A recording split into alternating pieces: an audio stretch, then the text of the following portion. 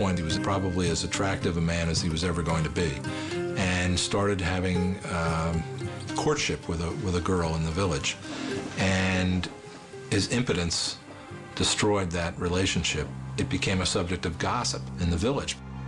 It was yet another insult to Chikatilo's fragile self-image, and a discovery that would torment him all of his life. By 1955, Andrei Chikatilo was desperate to escape Ukraine and memories of a miserable youth. By his late teens, Andrei knew that he was sexually inadequate. To compensate, Chikatilo decided to better himself in other ways. He set his sights on the prestigious Moscow University, hoping to earn a law degree. But he failed the entrance exam. Disappointed, he entered a vocational school. He wanted to believe in himself as a person who had studied hard, which he in fact had, and gotten a university degree. Not an insignificant accomplishment given his origins. That was another layer of acceptability, if you will, another layer to cover up what really existed with Chikatilo. In 1963, at the urging of his younger sister, the 28-year-old Chikatilo married. He was living with his sister, and she had a spinster friend, and the two of them were put together, and having no better prospects, they married. His new wife, Feodosia, was a 24-year-old daughter of a coal miner. At last he had found a person in life with whom he could communicate and relate and have something approaching normal emotional closeness. He never was capable of normal sexual relations with her, but there was, through a kind of masturbation and insemination process, an effort made to conceive children. In 1965, they were successful. The birth of their daughter, Luda, was followed by a son, Yura, 4 years later. Chikatilo found work as a communications technician. Throughout this time, he continued his studies, working towards degrees in Marxist-Leninism, engineering, and Russian literature. The family had a balconied second-floor flat in a nondescript block. By Russian standards, it was a pleasant life. Outwardly, Andrei was a good husband and father. Feodosia had little reason to complain. She might have felt, well, he's a party member, he brings home a salary, he's not drunk, and he doesn't beat me.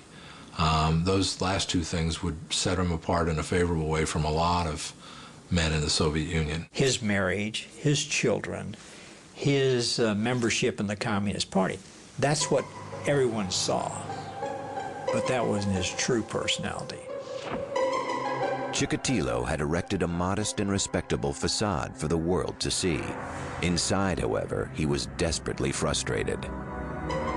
Certainly the fact that he was fundamentally impotent enraged him greatly, because he felt that in some ways he was a superior person, having gotten 3 university degrees. I think he felt throughout his life that that impotence was probably the most fundamental adjective you could use to describe him. In 1970, Chikatilo accepted a job in a secondary school. As a teacher, the 34-year-old hoped to find acceptance and respect, and yet instead he found constant humiliation. His students didn't take him seriously. They refused to behave and smoked right in front of him in the classroom. He was altogether not the kind of person that would hold the attention of a class of children, and they mocked him. He was nicknamed the Goose by his students, and goose in Russian is kind of like jerk in English. It's someone who inspires zero respect. Worse, Chikatilo found himself enraged by the sight of young people around him falling in love and, in his mind, engaging in sexual activity. One thing that he wanted to change about himself and couldn't change was his sexual impotence. He felt the world had somehow inflicted a tremendous injustice on him. Any lowlife could enjoy the pleasures of sexuality, the joys of love, but he, Chikatilo, the educated, the brilliant, the special, the genius, could not, and that was a source of his fundamental rage. In the early 1970s, Chikatilo responded to his anger and frustration by secretly molesting students, both male and female. He felt so profoundly rejected by adults, he was unable to have sexual relationships with consenting adults, so he instead went to vulnerable children. In 1974, he was fired when allegations of his sexual misconduct with students became known. Rather than take the responsibility for exposing him, the director of the school simply got rid of him. And it was typical of what might happen in a Soviet society, and probably would happen in any society. Because the incidents were kept quiet, Chikatilo could simply relocate,